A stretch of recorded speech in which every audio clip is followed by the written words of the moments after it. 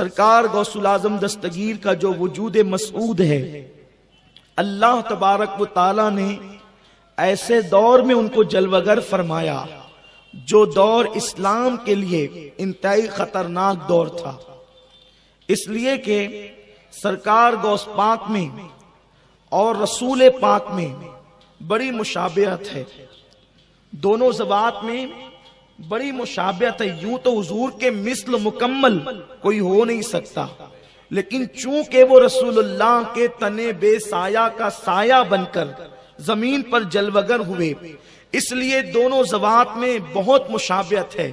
مشابہت اس طرح سے آپ دیکھ سکتے ہیں کہ سرکار مدینہ کی ولادت سے پہلے، سرکار مدینہ کی آمد سے پہلے انبیاء کرام بشارت دیتے رہے کہ ہمارے بعد امام الانبیاء آنے والا ہے، نبیوں کا امام آنے والا ہے، نبیوں کا تاجدار آنے والا ہے، نبیوں کا آقا و مولا آنے والا ہے، نبیوں کا پیشوا آنے والا ہے، نبیوں کا مقتدا آنے والا ہے۔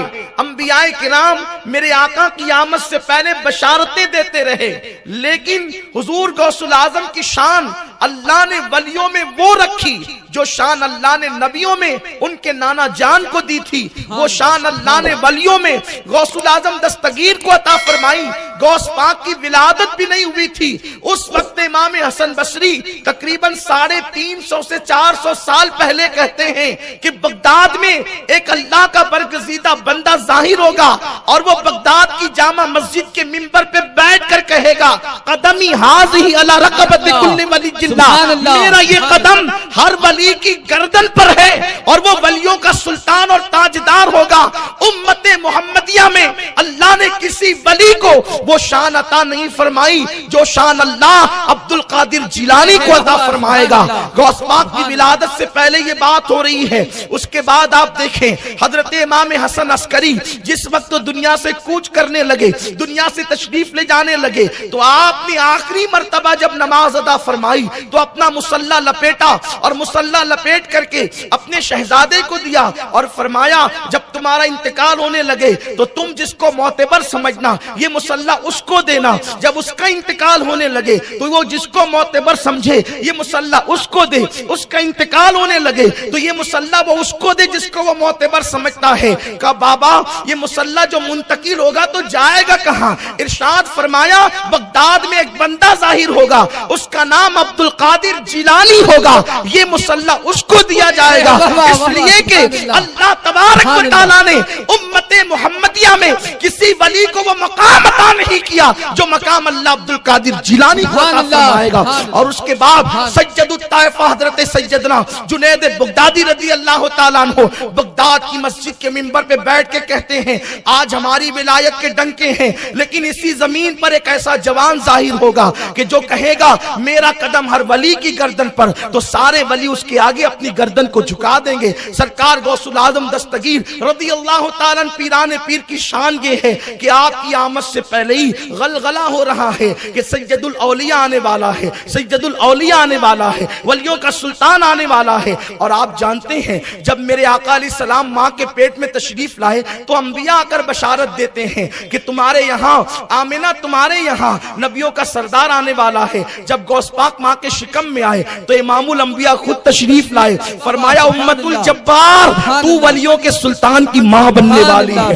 میرے آقا علیہ الصلوۃ و تشریف فرماتے ہیں جب میں ماں کے پیٹ میں 4 مہینے کا تھا حمل کی شکل میں تو میں لوح محفوظ پر چلنے والے قلم کی آواز کو سنا کرتا تھا۔ یہ ان کے نانا کی شان ہے۔ غوث پاک کی شان دیکھیں، ماں کے شکم میں رہ کر کے کس طریقے سے آپ اپنی کرامت کا اظہار کر رہے ہیں۔ لوگ یہ کہیں کہ اس کا ثبوت کیا ہے، یقیناً میں اس پر دلیلیں پڑھ سکتا ہوں لیکن وقت میں گنجائش نہیں۔ جس کو دلیل چاہیے مجھ سے آ کے ملاقات کریں۔ حضور غوث الاعظم دستگیر کی سیرت میں یہ بات لکھی ہوئی ہے، ایک مرتبہ ان کی امی نماز پڑھ رہی ہے اور آپ نے نماز میں کچھ جلدی کر دی، یعنی معمول سے ہٹ کر کے نماز تھوڑا سا تیز پڑھنا شروع کیا تو اندر سے آواز آئی امی اللہ کی عبادت ذرا اطمینان سے کریں۔ آپ کی امی جان کہتی ہے اب تک مجھے کوئی امی کہنے والا نہیں تھا، میں نے دائیں بائیں دیکھا، یہ امی کہہ کے لقمہ کون دیتا ہے؟ یہ میری پوری گفتگو آپ توجہ سے سنیں، اس کا عین بڑا حسین ہوگا، آپ کو आपको पता चलेगा भी। अल्लाह अकबर, मेरे आका अलैहिस्सलाम के दीवानों, तुम्हारी आंखें ठंडी होगी अभी। अल्लाह अकबर, गौसुल आजम दस्तगीर की अम्मी कहती है, अब तक कोई अम्मी कहने वाला नहीं था, मैंने दाएं बाएं देखा, अम्मी कह के कौन पुकार रहा है। इसलिए कि अम्मी कहने वाले जो है वो यूं अचानक थोड़ी जमीन पर उबल आते हैं, ये आसमान से थोड़ी बरसते हैं। अम्मी कहने वाला 2 साल तक के दूध पीता है, तब कहीं जाकर लुकमत के साथ अम्मी कहता है, लेकिन अभी कोई दुनिया में ये अम्मी कहने वाला कौन है? तो कहती जब पेट की तरफ मैंने तवज्जो की तो मेरे शिकम से आवाज आ रही थी, अम्मी अल्लाह की इबादत जरा इत्मीनान से करना, दुनिया हैरान है, अब्दुल कादिर का ये मकाम है तो नबियों के इमाम की शान का आलम क्या हो। नारे तकबीर, नारे रिसालत, जश्न गौसे आजम, निगरां सुन्नी दावत इस्लामी। सुभान अल्लाह। रसूल पाक तशरीफ लाए तो मोहरे नबूवत लेकर के आए, गौसुल आजम तशरीफ लाए तो मोहरे विलायत लेकर आए। आप कहेंगे ये मोहरे विलायत आप कहां से लाए? मोहरे विलायत तोहफतुल कादरिया हजरत शेख अबुल मुआली की उठा करके देखें, मुल्ला अली कारी की किताब उठा करके देखें, तफरीउल खातिर उठा करके देखें, और फिर फतावा रज़विया उठा करके देखें। फतावा रज़विया में इख्तिसार और दूसरी किताबों में उसकी तफसील मौजूद है कि मेरे आका अलैहिस्सलातु व तस्लीम जब लामकां पर जाना चाहते थे, उस वक्त मेरे सरकार की बारगाह में ना अभी जब जिब्रील है, ना रफरफ है, ना बुराक है। अल्लाह अकबर, लगाम छूटी, उम्मीद टूटी, निगाहे हसरत के वलवले थे। उस वक्त जिब्रील भी नहीं वहां जा रहे हैं, आकाए करीम को निदा आती है, उदन मिन्नी उदन मिन्नी उदन मिन्नी उदन मिन्नी, महबूब और करीबा, हबीब और करीबा, हबीब और करीबा, प्यारे और करीबा। शारे बुखारी मुल्ला अली कारी लिखते हैं कि जिस वक्त मेरे आका ने मका से ला मका जाने की तरफ कदम उठाना चाहा, अभी हुजूर मकाम के इख्तिताम पर है और ला मका की शुरुआत होने वाली है, अभी कोई है नहीं, हुजूर ला मका पे कदम रखना चाहते हैं। अब आप सोच सकते हैं, यहां तो तसव्वुरात भी जवाब देते हैं, कैफ के पर भी जलते हुए नजर आते हैं, कोई कहे तो क्या कहे, कोई सुने तो क्या सुने। मका से मेरे नबी ला मका पर जाना चाहते हैं, हुजूर के कदम उठते नहीं, उदन मिन्नी किसका शौक खींचता है। ऐसे में एक जवान जाहिर होता है और वो अर्ज करता है, या रसूल अल्लाह, ये मेरा कंधा हाजिर है, आप इस पर कदम रखें। उस वक्त उस जवान के कंधों पर मुस्तफा जाने रहमत ने कदम रखा, एक कदम अब्दुल कादिर के कंधे पर और दूसरा कदम ला मका पर। उस वक्त मेरे सरकार जिस वक्त ला मका पर गए तो अर्ज की, अल्लाह ये कौन जिसकी तरफ मेरा दिल खिंचता है, इस पर भी तो तवज्जो करें। नमाज में हो अगर इंसान तो दुकान मकान की तरफ दिल खिंचे तो ऐब है, नबी ला मका पे जाके कहे ये जवान इतना पुरकशिश कैसे है कि इसकी तरफ मेरा दिल खिंचता है। आवाज आई, महबूब ये तेरी औलाद से है, इसका नाम अब्दुल कादिर जिलानी है, जो मकाम नबियों में तुझे दिया है वो मकाम वलियों में इसको अता किया। उसी मेराज के कदम लेने की बरकत थी कि गौसुल आजम दस्तगीर जब पैदा हुए तो आपकी पीठ पर नबी ये पाक का नक्श कदम मौजूद था, नक्श पा मौजूद था हुजूर अलैहिस्सलाम। और सरकार ने दुआ दी, अल्लाह मेरा कदम इसने लिया, इसका कदम मेरी उम्मत के सारे औलिया ने। एक मर्तबा किसी साहब ने हुजूर की बारगाह में हाजिरी दी, अर्ज की, या रसूल अल्लाह, वो बगदाद का जवान कहता है मेरा कदम हर वली की गर्दन पर है, उसको ये कहना जायज है कि नाजायज है? आका ने फरमाया, ये अब्दुल कादिर कहता है ना? हाँ या रसूल अल्लाह। सरकार फरमाते वो अल्लाह के हुक्म से कहता है और हर वक्त अब्दुल कादिर मेरी नजरों में रहता है, ये मेरे गौस की शान है। तो अल्लाह तबारक व तआला ने इमामुल अंबिया को सबसे बदतरीन हालात जिस जमीन के हो गए थे और ज्यादा जिस जमाने में लोग बिगड़ गए थे, उस जमाने में अल्लाह ने इमामुल अंबिया को भेजा और हुजूर ने 23 साल की कलील मुद्दत में बिगड़े हुओं को सुधार दिया। जो न थे खुद राह पर औरों के हादी बन गए, क्या नजर थी जिसने मुर्दों को मसीहा कर दिया। आसमान हिदायत का तारा बना दिया 23 साल की कलील मुद्दत में। اور غوث پاک رضی اللہ تعالیٰ کو اس وقت ظاہر کیا جب اسلام کا نام تھا، اسلام نہ رہ گیا تھا، اسلام مرنے کے قریب تھا، ختم ہونے کے قریب تھا، کیونکہ اسلام تو ختم کبھی نہیں ہوگا، کیونکہ اللہ فرماتے ہیں هو الذی ارسل رسولہ بالہدی ودین الحق لیظہرہ علی الدین کلہ ولو کرہ المشرکون. یہ دین غالب ہو کر رہے گا، لیکن کبھی کبھی کمزور ہوا ہے، تو جب کمزور ہوا ہے تو طاقتوروں کو بھیجا گیا ہے. یہ خاص بات عرض کر رہا ہوں. اور یہ بھی سن لیں، جب بھی دین کو ضرورت پڑی علی کے گھر کا فرد حق آیا. ہے، واہ واہ، سبحان اللہ، یہ خاص سبحان بات ہے. اللہ. جب بھی دین کو ضرورت پڑی علی کے گھر کا فرد آیا. 61 ہجری میں جب دین کو زوال پذیر کرنے سبحان کی اللہ، ضرورت آئی سبحان اللہ. تو علی کے گھر کے 72 آئے، حق ہے، واہ واہ، واہ واہ، علی کے سبحان گھر اللہ. سے آئے.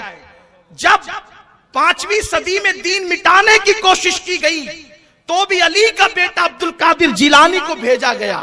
ہندوستان میں اسلام کا پرچم لہرانے کے لیے علی کا بیٹا مسعود سالار غازی کو بھیجا گیا. اس کے بعد سرکار معین الدین اجمیری کو بھیجا گیا.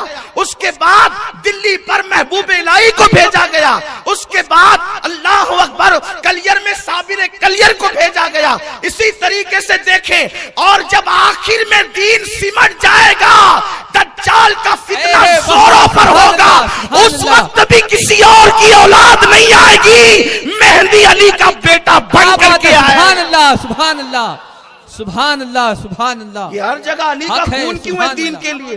حق ہے، واہ واہ، واہ. ہر جگہ دین کے لیے علی کا خون کیوں ہے؟ اس لیے کہ حضور نے فرمایا علی جو منی وانا من العلی، واہ واہ، واہ، سبحان اللہ. میں علی سے ہوں، علی مجھ سے ہے. وہ علی، حضور نے کہا یہ مجھ سے، میں اس سے. اور قرآن نے کہا نسانا و نساکم، اور اس کے بعد کا وانفسنا وانفسکم، اپنی عورتوں کو لاؤ اور ہم اپنی عورتوں کو لائیں، اور تم خود آؤ ہم خود آئیں. تو یہ انفسنا، تم اپنی جانوں کو لاؤ ہم اپنی جانوں کو لائیں. تو حضور نے بیٹوں کی حیثیت سے حسنین کو لیا، عورتوں کی حیثیت سے فاطمہ کو لیا، اور اپنی جان کی حیثیت سے اکیلے نہیں گئے بلکہ خود گئے، اپنی جان لے کر گئے. علی کا نام جان مصطفیٰ ہے، علی کا نام جان مصطفیٰ ہے. اسی لیے جان کی حیثیت سے علی کو لے کر کے گئے تو پتا چلا نبی کا خون علی کا خون ہے. یہ میں نہیں کہتا، فرمایا دم کا دمی لحم کا لحمی، علی تیرا خون میرا خون اور تیرا گوشت میرا گوشت ہے. تو چونکہ دین نبی، نبی دین، دین نبی، نبی دین، دین نبی، نبی دین، مصطفیٰ برسا خیشنا کے دی ہماؤس اگر بہونا رسیدی تمام لحبیس. اللہ کی سرتاب قدم شان ہے، یہ انسان ہے، انسان وہ انسان ہے. یہ قرآن تو ایمان بتاتا ہی نہیں، ایمان یہ کہتا ہے میری جان ہے یہ. تو جب بھی دین پر وقت پڑے گا تو دین کی کھیتی سوکھے گی. جب دین مرنے لگے گا، دین خطرے میں ہوگا، تو اس کو خون چڑھانے کے لیے وہی خون چاہیے جو اس کا گروپ ملتا ہو. سبحان اللہ. گروپ، کوئی مریض مرتا ہے تو اس وقت ڈاکٹر کہتا ہے یہ مرے گا اگر اس کو خون نہ چڑھائیں. تو نانی نانا پھپا پھپی دادا دادی نصاب اٹینشن ہو جاتے ہیں، اس کو خون چڑھانا ہے. آپ کہیں سب سے مقدس پیر صاحب ہیں، پیر صاحب کا خون چڑھا دو برکت والا ہے. ڈاکٹر کہے گا یہ ڈاکٹری ہے، سائنس ہے، پیری مریدی کی خانقاہ نہیں ہے. اس لیے خون وہی چڑھے گا جو اس کے گروپ سے ملتا ہو. جب گروپ سے ملے گا تو فائدہ دے گا ورنہ نقصان دے گا. تو نبی نے فرما دیا، نبی نے فرمایا دم کا دمی لحم کا لحمی. حضور اور صحابہ کو بھی کہہ سکتے تھے، ہر صحابی ہمارے سر کا تاج ہے. جو کسی صحابی کی توہین کرے وہ سنی ہو نہیں سکتا. حضور کا ہر صحابی آسمان ہدایت کا تارا ہے. لیکن حضور جانتے تھے کہ ایک صدی میں سارے صحابہ ختم ہو جائیں گے، لیکن علی کی نسل قیامت تک چلنا کیا ہے. بات ہے، واہ واہ. اور بھی صحابہ کی نسلیں چلے گی، کچھ کی نسلیں بھی ختم ہو جائے گی، لیکن علی کی نسل نے قیامت تک چلنا ہے. کیوں قیامت تک چلنا ہے؟ کہ وہ انا اعطینا کل کوثر کی تفسیر ہے. کیا بات ہے، سبحان اللہ. اللہ نے کسی کی نسل چلانے کا ذمہ نہیں لیا، لیکن کل کوثر نازل کر کے علی کی نسل چلانے کا ذمہ لیا، وہ سیدہ فاطمہ کے ذریعے سے. کیونکہ آقا نے گارنٹی لے لی، فرمایا اس امت کی کیا شان ہے جس کی ابتدا پر محمد ہے، محمد الرسول اللہ، اور جس کے اختتام پر محمد مہدی ہے، جس کا اول میں اور آخر مہدی علی کا بیٹا. وہ امت ہلاک کیسے ہوگی؟ تو اس لیے حضور علیہ الصلوۃ والتسلیم نے علی کی نسل کا ذمہ لیا کہ فاطمۃ الزہرا کے ذریعے سے علی کی نسل چلے گی. تو چونکہ دین کو جب جب وقت آئے گا تو وہی گروپ ملایا جائے گا. دیکھو خون کے لیے سب محنت کرتے، سب جان بچانے کی کوشش کرتے ہیں مریض کی، تو سب جان بچانے میں شریک ہوتے ہیں، لیکن بنیادی رول جو ادا کرتا ہے وہ خون ادا کرتا ہے، اور خون کے لیے گروپ ملنا ضروری ہے. تو حضور نے اور کسی کے خون کو تو نہیں کہا دموں کا دمی لحموں کا لحمی، یہ تو کبھی نہیں کہا. کیوں نہیں کہا؟ اس لیے کہ حضور فرماتے ہیں لوگ الگ الگ درختوں سے ہیں، میں اور علی ایک درخت کی دو ٹہنیوں کا نام ہے. ہماری اصل ایک ہے، ہماری نسل ایک ہے. اسی لیے تو اعلیٰ حضرت فرماتے ہیں نا، اصل نسل صفا، اصل نسل صفا، یہ حضور کی نسل ہے. حضور علیہ الصلوۃ والتسلیم کی نسل کی اصل بھی ہے، نسل بھی ہے، اصل بھی ہے نسل کی. اللہ اکبر. تو جب جب وقت پڑے گا علی کی اولاد آئے گی. کیوں؟ کیونکہ حضور نے فرمایا اس کا خون میرا خون ہے، اس کا گوشت میرا گوشت ہے. تو وہ خون اب قیامت تک منتقل ہوتا رہے گا اولاد علی میں. تو دین کے خون کا جو گروپ ہے وہی گروپ علی کی اولاد کے خون کا ہے. تو جب جب دین کو ضرورت پڑے گی اس وقت تک کہ علی کی اولاد کو میدان میں لایا جائے گا اور دین کو بچایا جائے گا. اسی لیے تو غوث الاعظم کو محی الدین کہتے ہیں. کسی نے کہا آپ کا نام محی الدین کیسے ہو گیا؟ فرمایا کہ میں رستے سے جا رہا تھا بغداد کی سڑک سے. توجہ فرمائے، میں بغداد کی سڑک سے جا رہا تھا، ایک آدمی ادمرا پڑا ہوا تھا. جانتے نا ادمرا؟ اس لیے کہ مجھے عادت ہے میں آپ کی لینگویج میں گفتگو کرنا چاہتا ہوں. آدھا زندہ آدھا مردہ ہاں ہاں کرا رہا تھا. لوگ اس کے پاس سے گزرے، اس نے کسی کو آواز نہیں دی، اس لیے کہ مریض بھی جانتا ہے کہ مجھے کون سا خون چاہیے. بغداد میں کمی نہیں تھی خطیبوں کی، ادیبوں کی، لیکن آواز دی ذرا مجھے اٹھانا، مجھے سہارا دے. تو غوث پاک نے اس کا ہاتھ پکڑا. توجہ، غوث پاک کو اس نے مدد کے لیے بلایا اس ادمرے آدمی نے، اور غوث پاک نے اپنا ہاتھ اس کے ہاتھ میں دیا. غوث پاک کہتے ہیں جیسے میرا ہاتھ اس کے ہاتھ میں پہنچا وہ اٹھ کے کھڑا ہو گیا، اور جو مرنے کے قریب تھا وہ تو تندرست تھا. میں نے کہا تو کون ہے؟ اس نے کہا تیرے نانا کا دین ہوں. کیا بات ہے، سبحان اللہ. مرنے کے قریب تھا، تیرے سہارے کی ضرورت تھی، تو نے سہارا دیا، میں زندہ ہو گیا. سبحان اللہ، سبحان اس لیے تو محی الدین ہے، دین کو زندہ کرنے والا ہے. غوث پاک کہتے ہیں پھر میں مسجد گیا تو مسجد کا ہر نمازی مجھے محی الدین کہہ رہا تھا، محی الدین کہہ رہا تھا، محی الدین کہہ کے پکار رہا تھا. لوگ کہتے ہیں یا غوث المدد نہ کہو. میں نے کہا جس کو دین کہتا ہے یا غوث المدد، دین جس کو پکارتا ہے ہم اس کو نہ پکارے.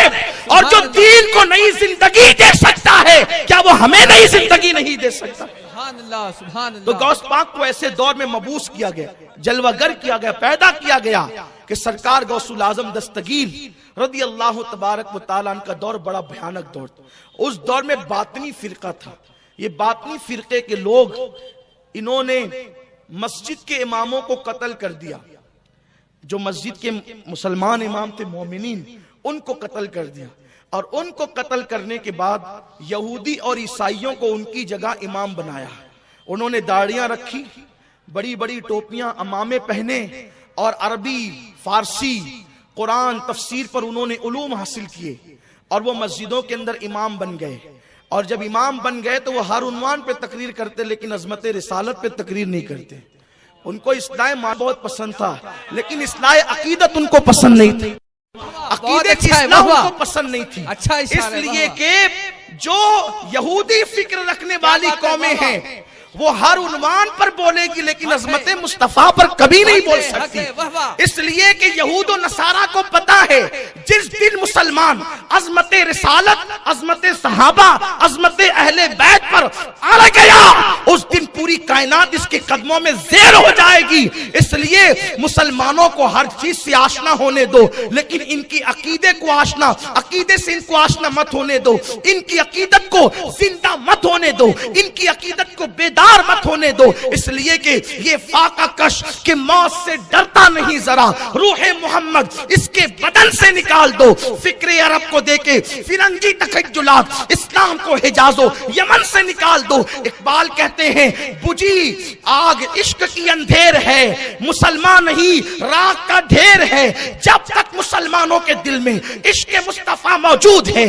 مسلمان مسلمان ہے، جس دن اس کے دل سے عشق مصطفیٰ کی آگ بجھ گئی اب وہ مسلمان نہ رہ گیا، وہ راک کا ڈھیر ہو گیا۔ راک کے ڈھیر کو آپ ہوا میں اڑا دو، پیروں تلے کچل دو، دریا میں بہا دو، اس کو کچھ بھی کرو اب وہ کچھ کر نہیں سکتا، اس لیے کہ راک کے ڈھیر میں کوئی طاقت ہی نہیں ہوتی، کوئی قوت ہی نہیں ہوتی، قوت تو اس کو ہوتی ہے جس کے دل میں عشق مصطفیٰ ہوتا ہے۔ یاد رکھیں شام و یمن کی تباہی کے تانے بانے آج نہیں 1 صدی پہلے سے بنے جا چکے تھے بلکہ اس سے پہلے سے بنے جا چکے تھے۔ اقبال نے کم و بیش 1 صدی پہلے رونا رویا تھا فکر عرب کو دیکھے، فرنگی تخیلات اسلام کو حجاز و یمن سے نکال دو، ہر بات کی گئی لیکن عشق مصطفیٰ کی بات کبھی نہیں کی گئی، عظمت رسالت کی بات کبھی نہیں کی گئی۔ ایسا ہی دور آ گیا تھا غوث الاعظم دستگیر کے وقت میں کہ مسجدوں کے اندر امام اللہ اکبر دنیا دار تھے، یہود و نصارہ کو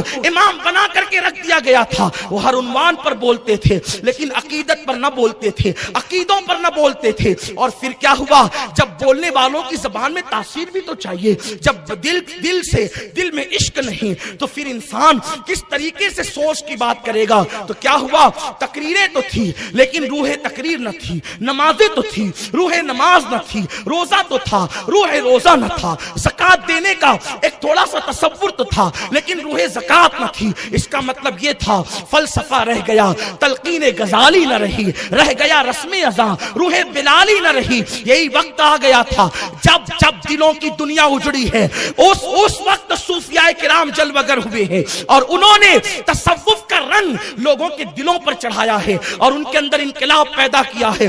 غوث الاعظم دستگیر کا دور وہ خطرناک دور تھا، ایک مسلمان سیٹ اور مالدار کے گھر میں 800 لڑکیاں گانے والی ہوتی تھی، 300 لڑکیوں کے ساتھ زنا کیے جاتے تھے۔ اگر میری زبان اس خوف سے ڈرتی کہ کسی کی غیبت ہو جائے گی تو میں ان لوگوں کے نام بھی لیتا، لیکن مجھے اس پہ ڈاؤٹ ہے کہ وہ لوگ واقعی مسلمان تھے یا جعلی مسلمان تھے۔ میں نے پڑھنے میں ابھی اس کی تحقیق نہیں کی لیکن تاریخ بتاتی ہے، اس دور کی تاریخ 5ویں صدی ہجری کی تاریخ، وہ تاریخ کیا ہے پتا ہے، ایک مالدار کے گھر میں 800 لڑکیاں گانے والی، 300 لڑکیوں کے ساتھ زنا۔ اور وہ لڑکیاں کون ہوتی تھی پتا ہے آپ کو، وہ لڑکیاں اللہ اکبر یہودیوں کی بیٹیاں ہوتی تھی، عیسائیوں کی بیٹیاں ہوتی تھی۔ وہ مسلم بادشاہوں کو پوری رات شراب پلاتی تھی اور وہ گانے میں مصروف رکھتی تھی، اس لیے کہ تباہ ہونے والی قوم کا انداز ہوتا ہے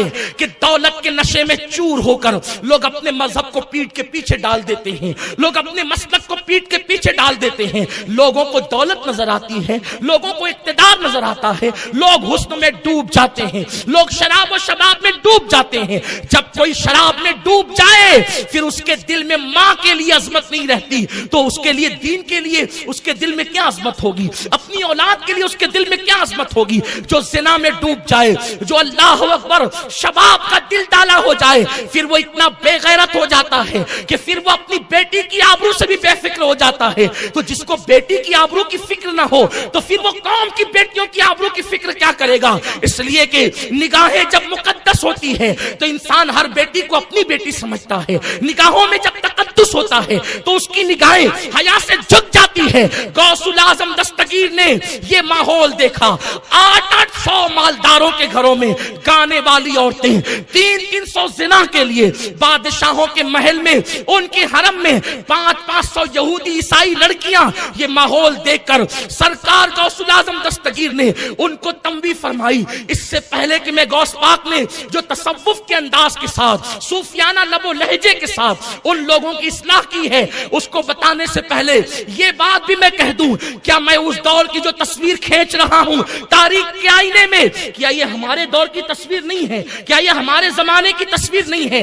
آج کوئی 24 لوم کا مالک بن جائے تو پہلی بیوی اس کو بری لگنے لگتی ہے، اور وہ کبھی تراشن والی کے ساتھ افیئر کرتا ہے، کبھی پڑوسی کے ساتھ افیئر کرتا ہے، کبھی پارکوں میں جا کر زنا کے اڈوں کو آباد کرنے کی کوشش کرتا ہے، پکنک کے نام پر جا کر کے معاذ اللہ وہ زنا کرتا ہے۔ مسلمانوں تمہیں غیرت آنی چاہیے، اللہ اکبر، مٹنے والی قوم کا انداز ہی ہوتا ہے۔ کیا آج تم یہ نہیں کر رہے ہو؟ یہ تمہارا شہر ہے، مسجد و مینار کا کہلانے والا شہر، یاد رکھنا میں پرواہ بولتے وقت کسی کی نہیں کرتا، یہی میری سب سے بڑی خامی ہو سکتی ہے آپ کی نظروں میں، لیکن میں آپ کو بیدار کرنا چاہتا ہوں۔ گنبد و مینار کے شہر میں رہنے والوں، شام میں مسلمانوں کے لاشوں کو کفن تک نہیں ہے، یمن میں دھواں اٹھ رہا ہے، بیت المقدس کے اندر مسلم ایک بیٹی کے ساتھ 8 سپاہی زنا کر رہے ہیں، معصوم بچوں کی جانیں جا رہی ہے۔ حال یہ ہے ہندوستان کے کئی مسلمان نوٹ بندی کے بعد سے بھوک کی چکی میں پس رہے ہیں، اور گنبد و مینار کے شہر میں رہنے والے ان مسلمانوں کا حال یہ ہے، جب یہ مشاعرہ کرتے ہیں تو شاعرات کو بلاتے ہیں، اور شاعرات حسن کی پری بن کر کے، اللہ اکبر، وہ حسن کے اندر ڈوب کر کے آدھا دوپٹہ اوڑھ کر پورے سرار کے ساتھ منبر پر آ کر کے بیٹھتی ہے، اسٹیج پر آ کر کے بیٹھتی ہے، اللہ اکبر، منبر مشاعرہ آپ اس کو کہہ سکتے ہیں۔ اور اس کے بعد پھر کیا ہوتا ہے تمہیں پتا ہے، بڑے بڑے داڑھی والے حاجی، نمازی، مولوی، وہ سب اس سے لطف اندوز ہوتے ہیں، باضابطہ طور پر نفسانی خواہشات کو ورگلانے والے اشعار پڑھے جاتے ہیں، سیٹیاں بجتی ہیں، تالیاں بجتی ہیں، اور پھر وہ کچھ ہوتا ہے جس کو بیان کرنے سے میری زبان حیا خاموش ہے۔ میں تمہارا دشمن نہیں، نشتر جو لگاتا ہے وہ دشمن نہیں ہوتا۔ اگر تم اسی طرح ڈوبے رہے تو آپ جانتے ہیں ہندوستان جو ہاتھ سے گیا ہے اس کی وجہ کیا ہے؟ پوری رات بادشاہ وقت مشاعروں میں ڈوب جاتے تھے، مجرے میں ڈوب جاتے تھے، نچنیوں پر پیسے لٹائے جاتے تھے، اور پھر ہندوستان مسلمانوں کے ہاتھ سے چھین لیا گیا۔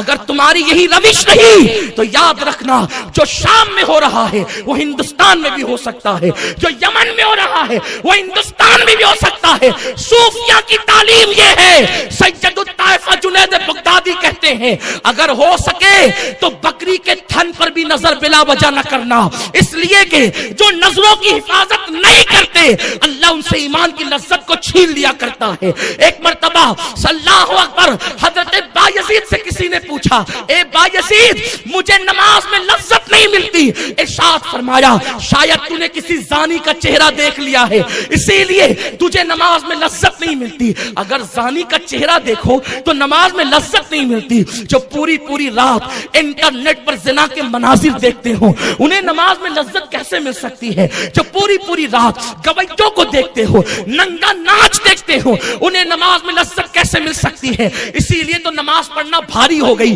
یاد رکھو جن کو نماز کی لذت ملی ہے وہ 18 سال کا علی اکبر لٹا کر، 6 مہینے کا علی اصغر لٹا کر، 19 سال کا قاسم لٹا کر، جب لہو لہان ہوتا ہے تو اولاد یاد نہیں آتی بلکہ سجدہ یاد آتا ہے۔ جن کو نماز کی لذت ملی ہے انہوں نے شان سے عبادت کی ہے، جن کو نماز کی لذت ملی ہے۔ میرے مولا نے علی مرتضیٰ نے کہا اگر اللہ مجھے کہے کہ جنت میں جا یا 2 رکعت پڑھ تو میں جنت میں جانے پر 2 رکعت کو ترجیح دوں گا، اس لیے کہ جنت میں میری خوشی ہے، 2 رکعت میں میرے رب کی خوشی ہے۔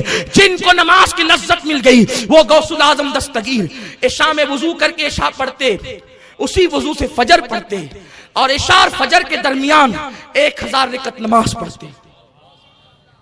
یہ تصوف کیا ہے؟ تصوف کوئی متھرا کا لڈو ہے کہ ہر کسی کو مل جائے؟ تصوف نام ہے دلوں کے تزکیے کا، تصوف نام ہے نگاہوں کی پاکیزگی کا، تصوف نام ہے کردار کی پاکیزگی کا، تصوف نام ہے انسان اللہ کے سوا سب سے الگ ہو جائے، وہ سب میں ہو کر بھی سب سے الگ ہو. اسی کو صوفیہ کہتے ہیں جلوتوں میں خلوت. ہو تو سب کے درمیان لیکن اس شان سے خلوتوں میں ہو کہ میرے آقا کی بارگاہ میں جناب عائشہ ہی پوچھا کون؟ عائشہ کا من عائشہ. عائشہ کون ہے؟ کہ ابو بکر کی بیٹی عائشہ. کا من ابو بکر. کہ محمد کی بیوی عائشہ. کا من محمد. محمد کون ہے؟ یوں ہے یہ تصوف کی تعبیرات ہے، یہ تصوف کی تشریحات ہے. تم تباہ ہونے والی قوم کا انداز ہی ہوتا. مسلمانوں ہم تباہی کے دہانے پر پہنچ رہے ہیں.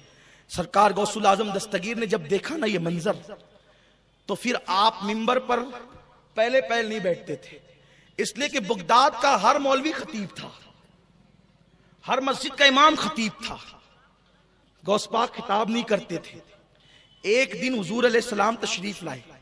بعض لوگ اس کو خواب کا واقعہ کہتے ہیں لیکن ملا علی قاری نے اس کو عالم بیداری کا واقعہ کہا ہے. توجہ فرمائیں، غوث کی شان یہ ہے کہ غوث الاعظم دستگیر عالم بیداری میں حضور کو بار بار دیکھتے تھے. تو غوث پاک رضی اللہ تعالیٰ کے پاس سرکار تشریف لائے. اب میں بیٹے عبد القادر تم کیوں خطاب نہیں کرتے؟ عبد القادر تم کیوں تقریریں نہیں کرتے؟